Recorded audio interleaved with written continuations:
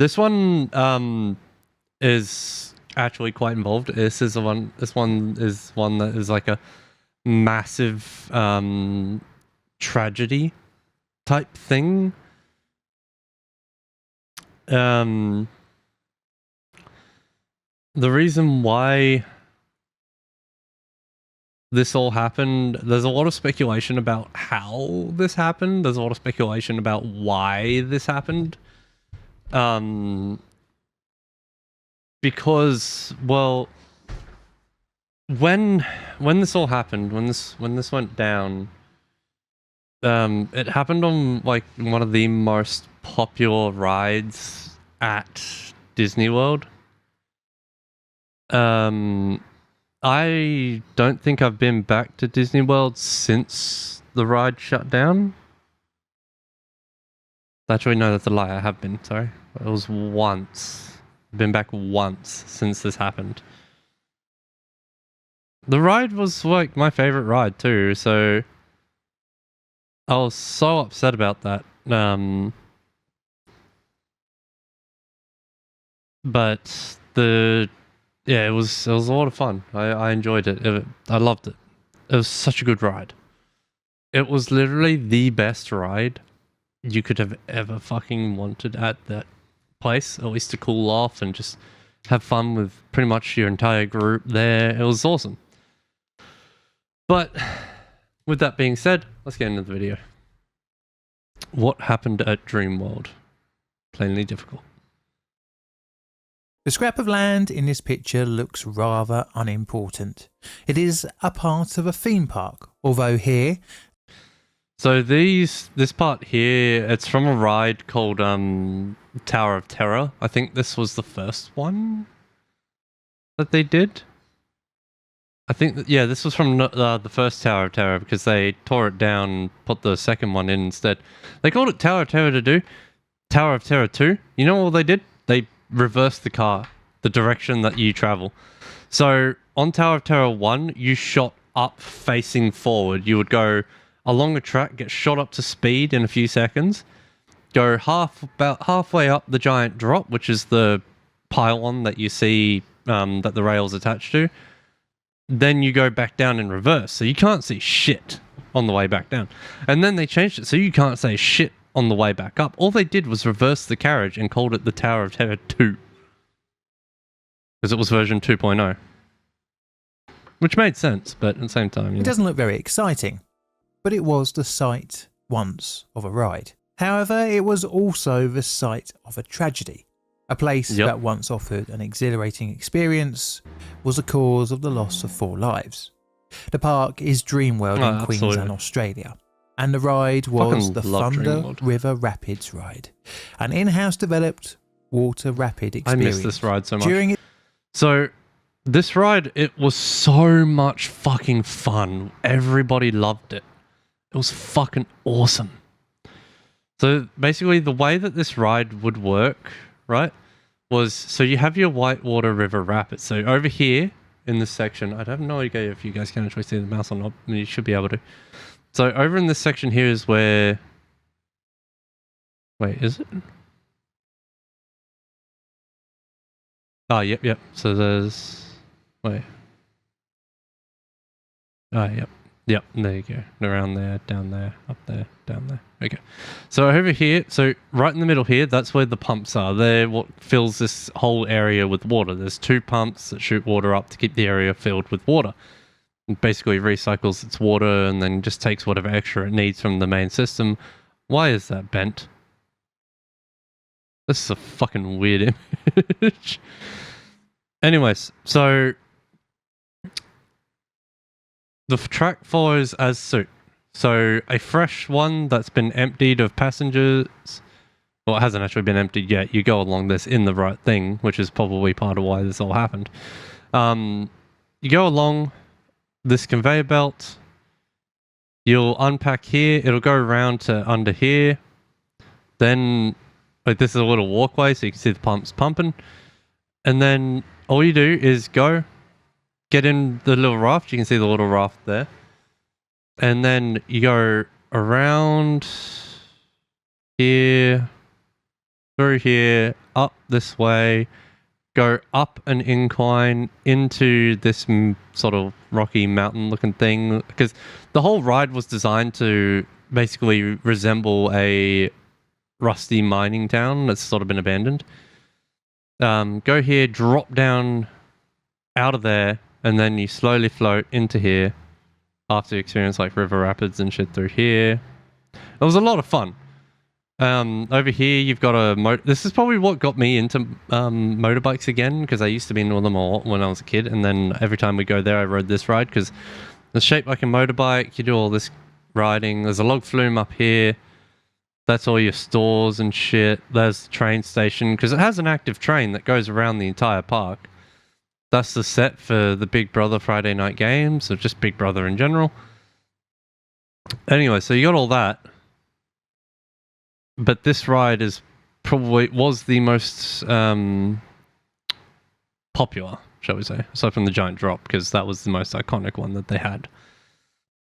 In its heyday, it was one of the theme park's most visited attractions, being one of the family-friendly rides popular on offer.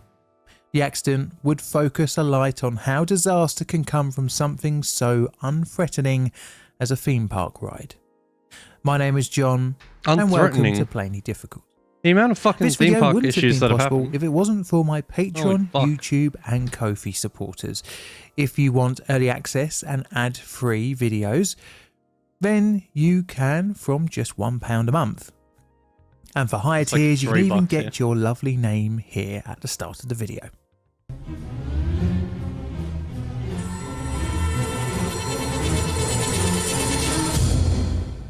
I would like to point out that the people that were wearing the high-vis, they're not park workers. They are the police officers. Dreamworld, that would turn into a nightmare for some.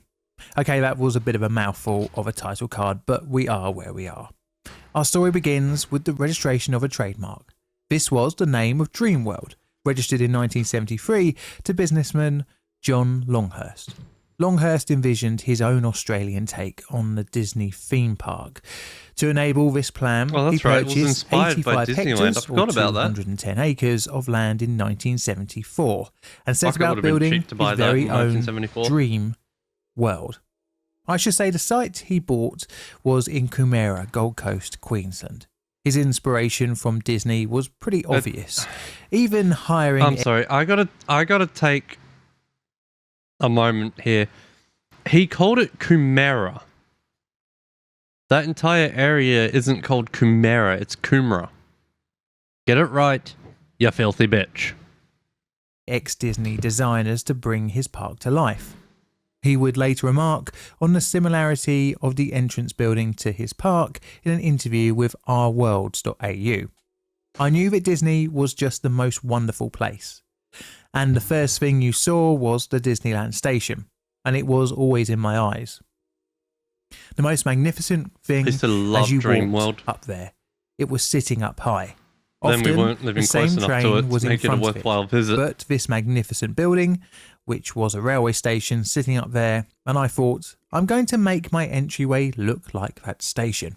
Hell yeah. John had made his money from a lawnmower business, but interestingly, he began the digging work on the park all by himself with a digger he had bought and had shipped over from Sydney.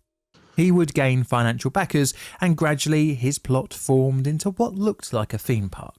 The park would initially open its first section to the public in December 1981, and after only 4 months of operation, over 250,000 guests would pass through Dreamworld's gates. The park had a mix of thrill and family rides, boasting Australia's first looping roller coaster and the park's own 6-story IMAX. Come on, let's see the full thing. Okay. Over the following year, and the park's own 6-story IMAX screen. So what has actually changed about this? This river cruise thing, I don't think it's there anymore. There's the Water River Rapid. So it's an old ride. It is a very old ride, and it has changed a lot from this, how it is here. This roller coaster no longer exists and hasn't for a very long time. The train is still going. I actually worked with one of the people for a little bit I actually did some work for one of the people who sort of worked on this as an engineer of it. When they were trying to figure out why the train was ripping up the track and damaging it so often. And the reason for that, believe it or not, is actually because the train they were using on the track was too light. So it was going over the track and just fucking everything up because it wasn't pushing the track down enough. Over the following years, the park would add and grow different themed areas.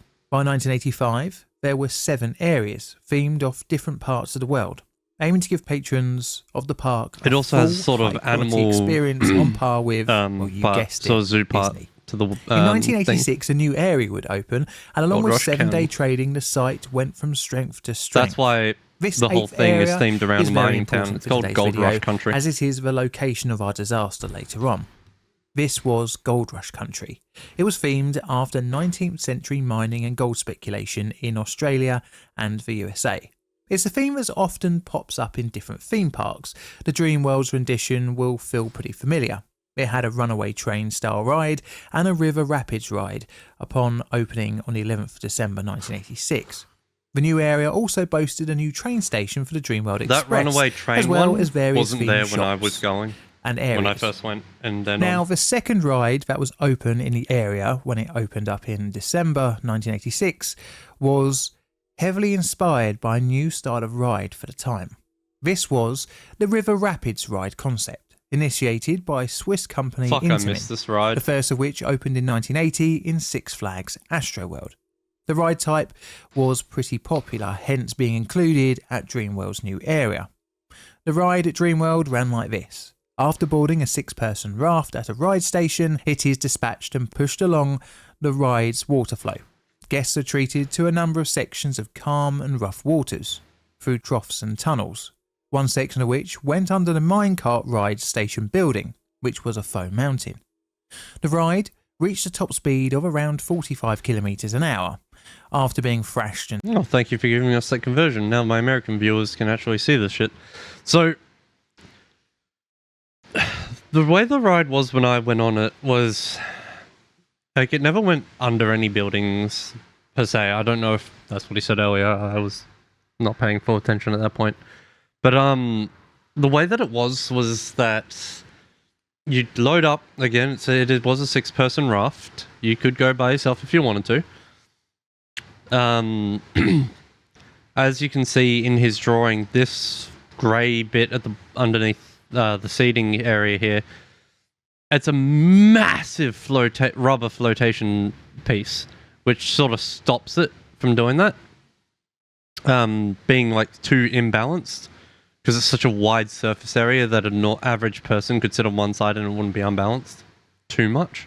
And splashed around, each ride vehicle is brought up and then down to the ride station via a conveyor system. In total, the ride would have a roughly 4-minute journey time from station back to the station. The waves were generated by logs placed along the ride's troughs. So it was really funny because one of the times that we went, they were actually doing maintenance on the ride. So I got to see this and I was like, just really fascinated by the fact that this could generate it when I was so young. The waves. It was really weird. And you could see the logs under the water too while you were on the ride. The waves that were generated by these weren't actually generating any sort of like foam or anything before the first log. Or sort of generated it after the first one. This created the intended turbulence to make the ride experience exciting. The conveyor dragged the ride vehicles up over a crest to create a small ramp down into the ride station, which had a constant flow of pumped water running along it. Now the conveyor system has wooden slats spaced equally apart along the pulling chain, along the conveyor's chain, which the ride vehicle sat on when being pulled back towards the ride station. This had a few purposes. One was obviously a place for the ride vehicles to sit on, but it also offered a space if a ride guest was to fall off, so they wouldn't get mangled up by the machinery below. And thirdly, they offered somewhat protection from the raft being caught up and getting turned over. Various parts of the ride were built by different contractors, for example the ride vehicles being supplied by a Sydney-based company and the rest of the parts largely being from off the shelf, for example motors and pumps being used for the conveyor and water management systems respectively. So the ride needs water to work, hardly a shocking statement I know. But the pumping of water was a vital part, as due to the backflow of the water pumps, without them running, the troughs would empty themselves. Thus the vessels would all just sit, not being moved. The ride had 2 pumps, but right from the start they had experienced issues. They often cut out due to overloading. So the pump in the middle there, I'd never actually seen that one be weak or cut out for any reason.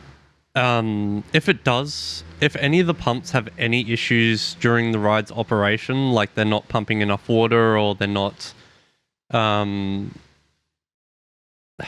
do I say it?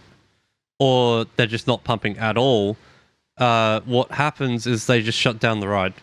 All rafts that are on there, they basically come through or they get a staff member to stop the raft once it slows down enough so that they can shut off the water to the ride entirely, turn the pump off entirely, drain the system, go down, see what's wrong with the pumps, and then test the ride by sending a few rafts down it to make sure that the raft can make it to the end without any issue once they bring the water level back to where it's supposed to be.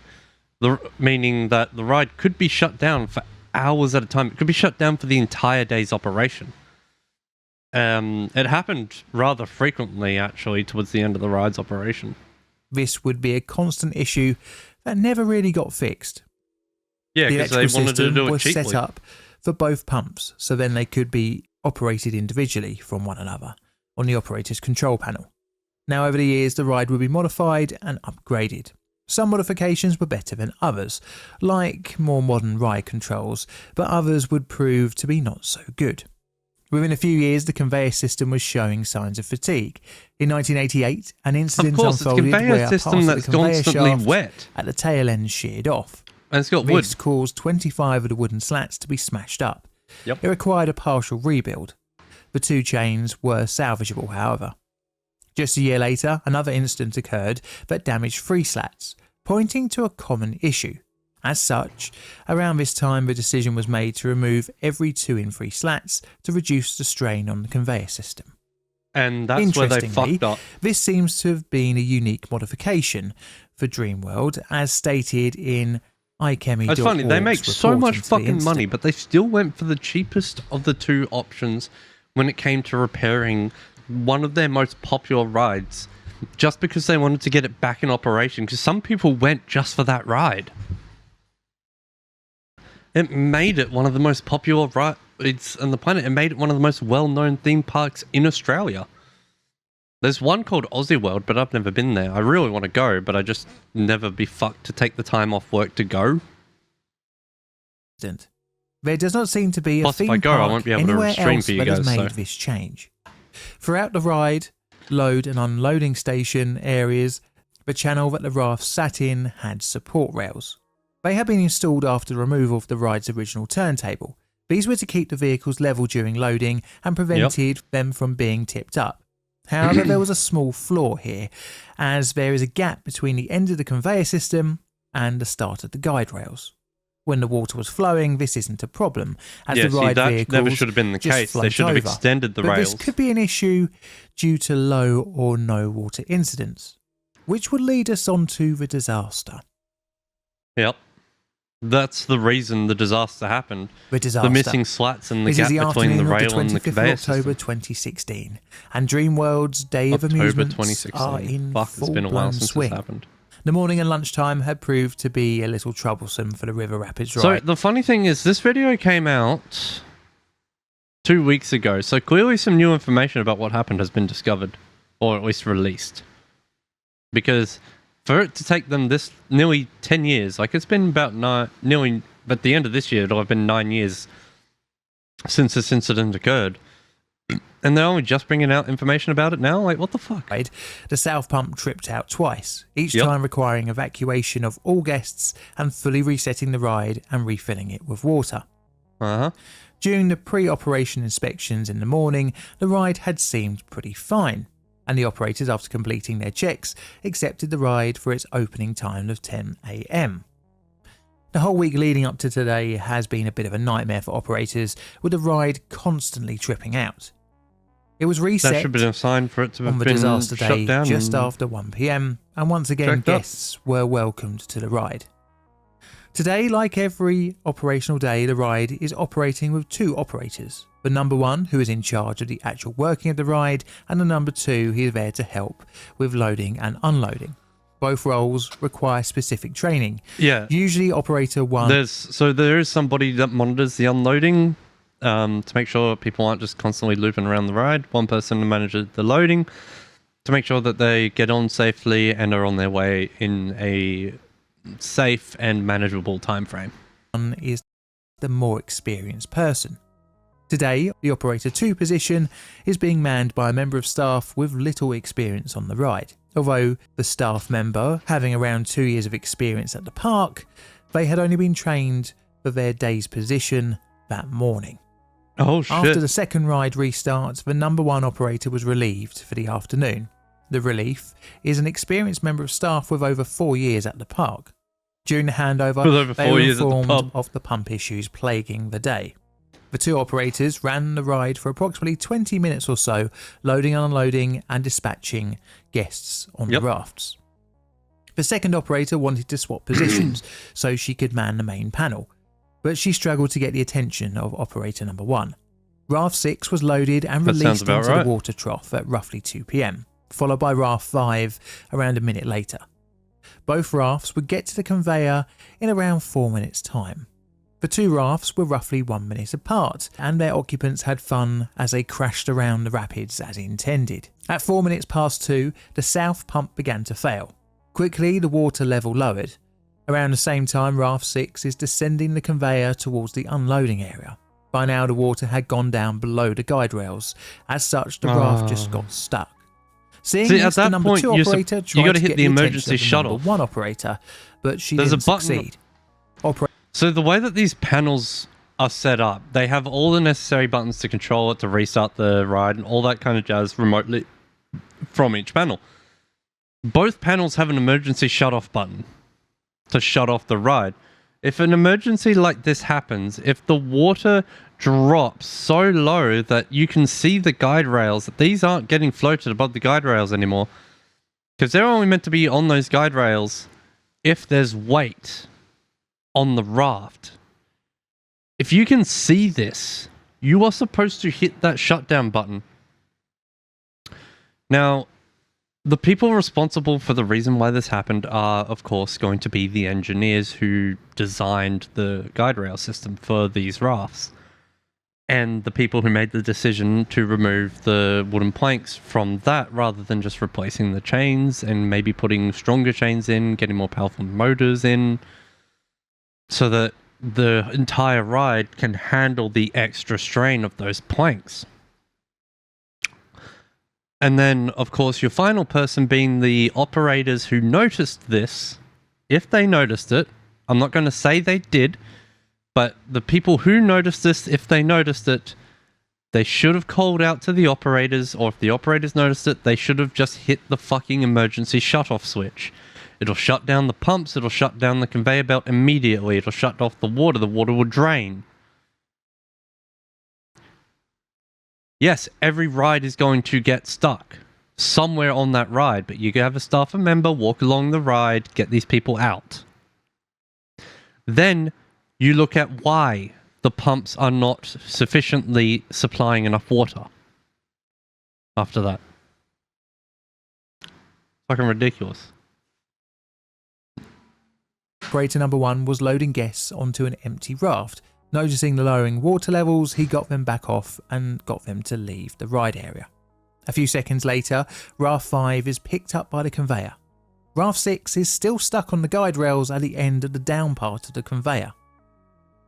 Operator number 1, seeing the conveyor still running, went to shut the ride down. although this is not 100% known, as later the operator's statements would be a little bit contradictory. Anyway, Raft 5 so apparently was now... they tried to shut it down, but contradictory statements, yeah. At the crest of the conveyor, about to make its way slowly down to the stranded Raft 6. At 2 Raft 6 bumps into Raft 5. See, this is really good way of sort of describing how everything happened.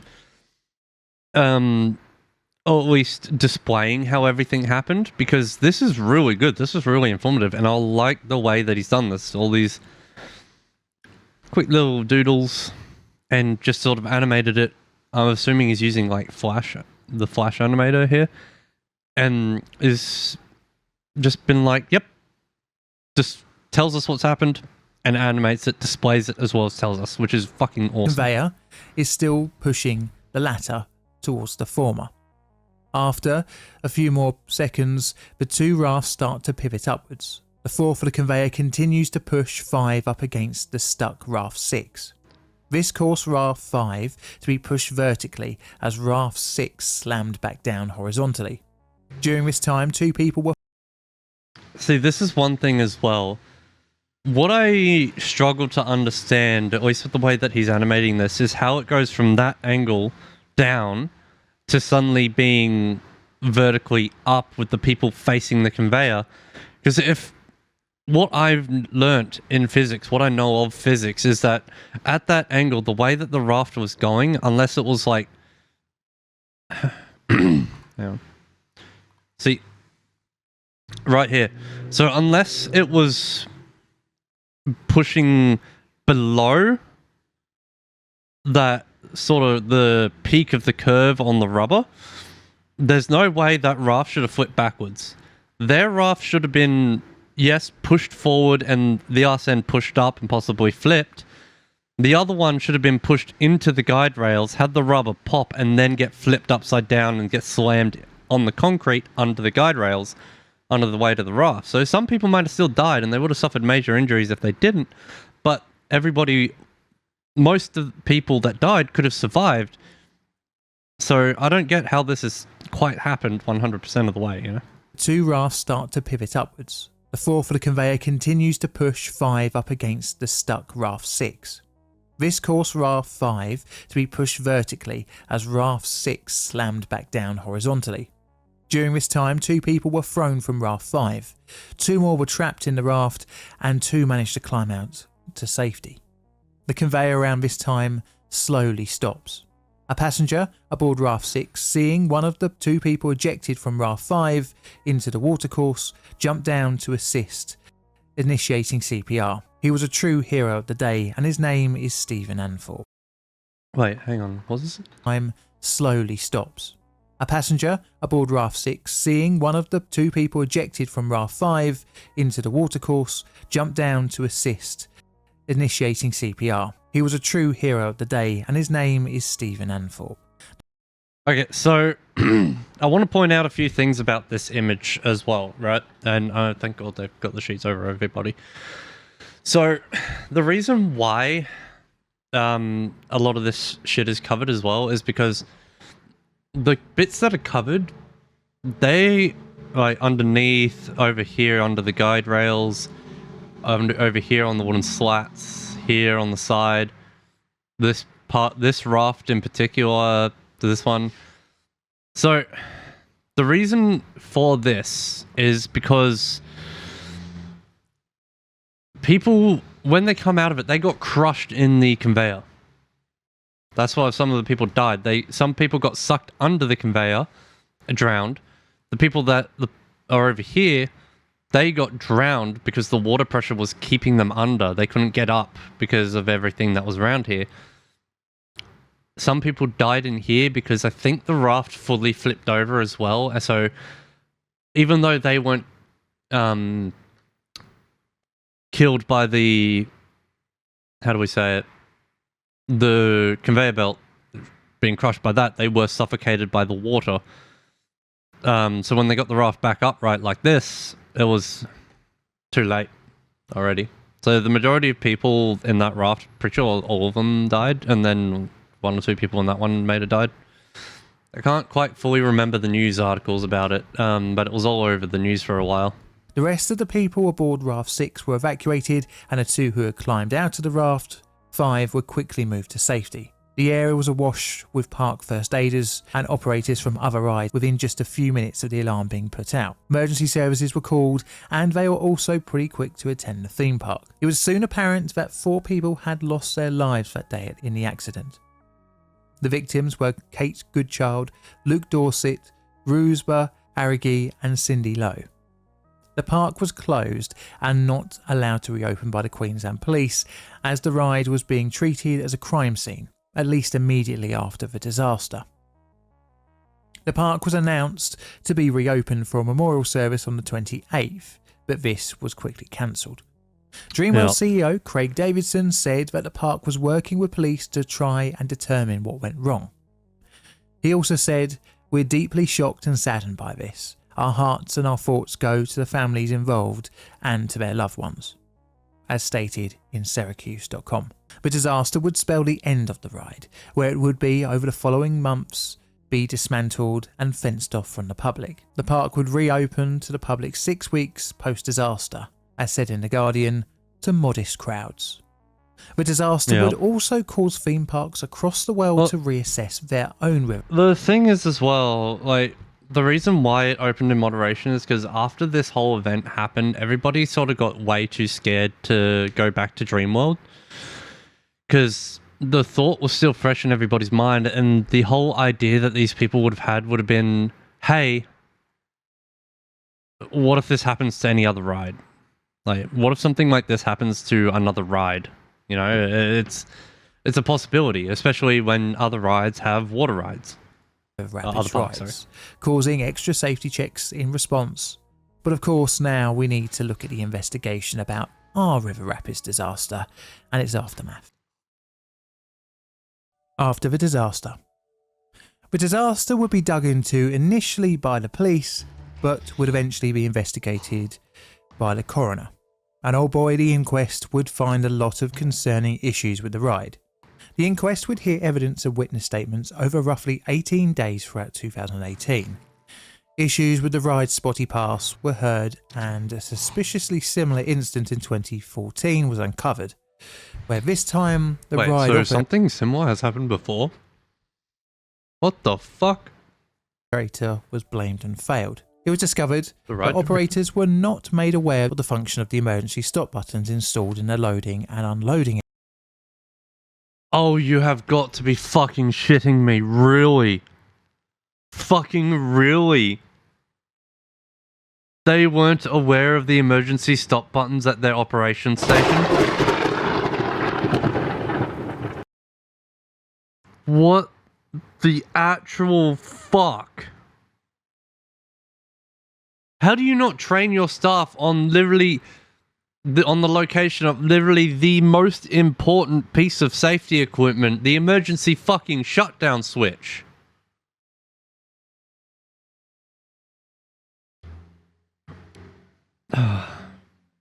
With the location of it, how the fuck do you expect them to find it?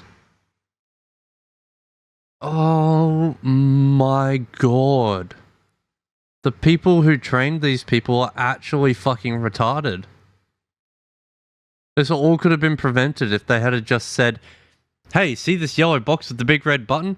If anything looks like it's going wrong with the ride, if anything seems very dangerous, if a raft gets stuck or anything, smack that fucking button.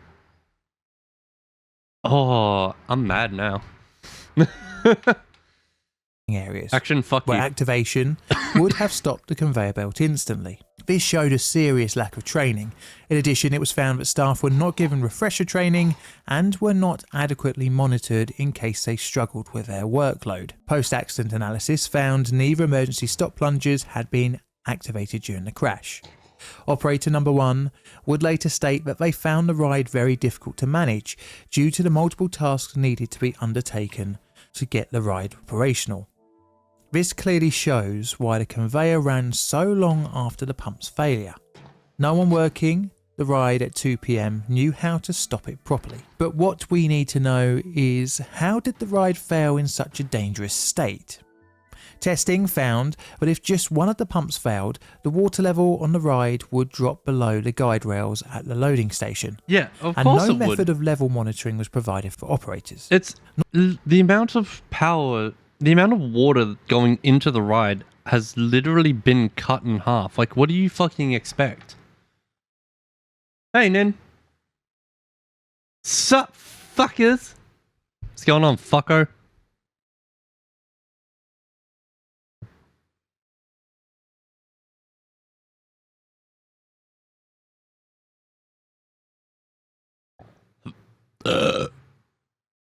Oh, that was a good burp. Yes, fair enough. Not even level markers, like the ones you get in swimming pools. Monitoring of the pumps was via a small amp meter and an illuminated light if tripped out. There was no automatic cutout or audible alarm if the water level became dangerously low. Oh, On top of this, the Jesus. pumps and conveyor Of course. system were completely separate from one another, meaning that if one failed, the other could continue. This was a key factor in the accident, as it enabled Raft 5 to enter the conveyor after another raft was stranded in front of it. Ideally, if one part failed, then the whole ride should really shut down. In addition to this, there was stop gates at the beginning of the conveyor system, Yep. which could detect if a raft was stuck. Halfway there to what you need to do. What do you need to do? A bend, moving anything, mouse player, etc. Fuck off. Which in theory would have stopped the system. However, these weren't installed at the more important end closest to the guide bars. No. The lack Well, of the stops automatic should have controls been added to the installed. already overloaded and undertrained operators. The inquest would summarise its findings think in I'm its clear. 2020 published public report. It is clear that the expert evidence at the incident, the design and construction of the TRRR at conveyor and unload area pose a significant risk to health and safety of patrons. The hazards Yep. associated with configuration of the ride identified by the experts and investigators were significant.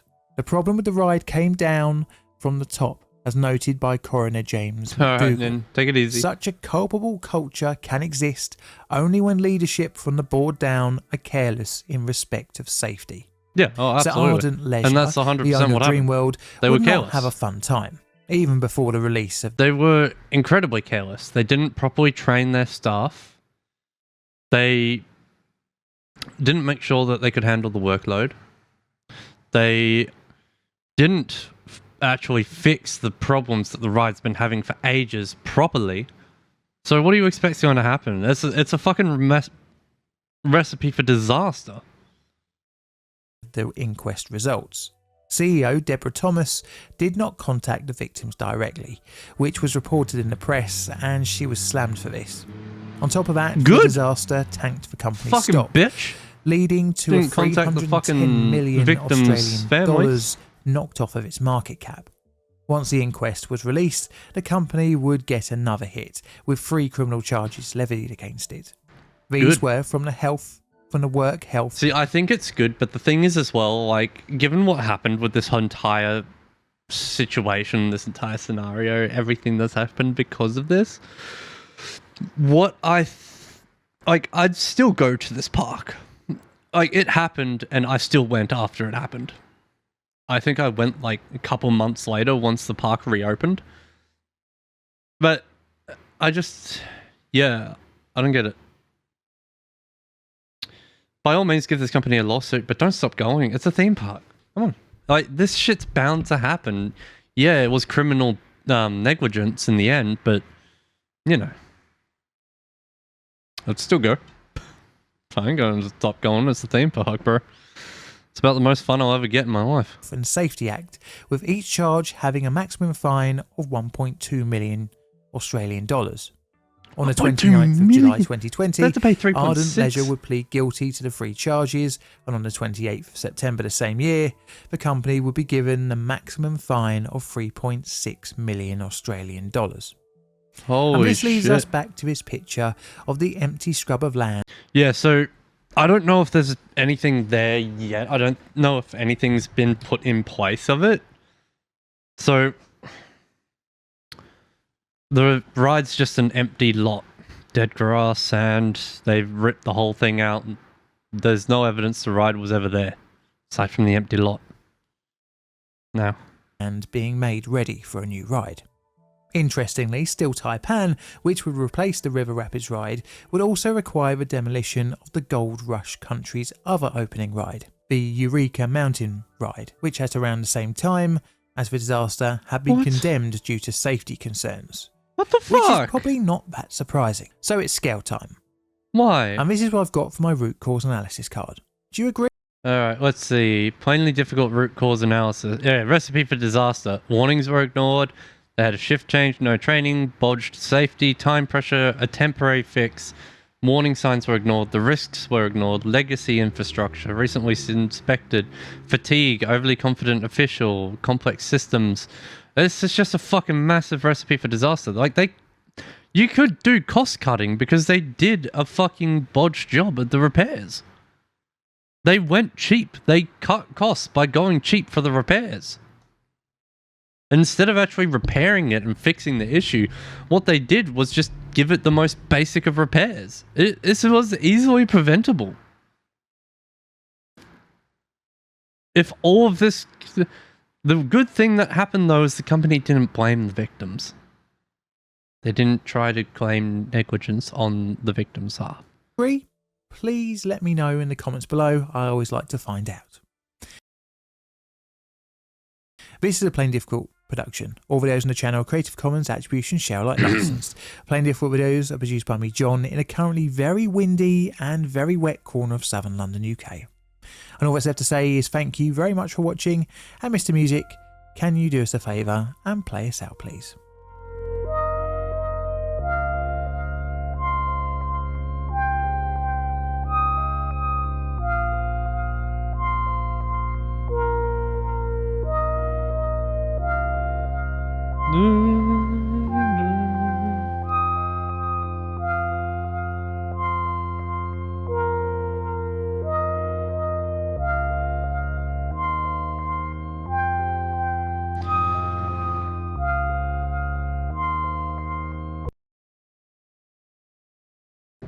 Fucking damn.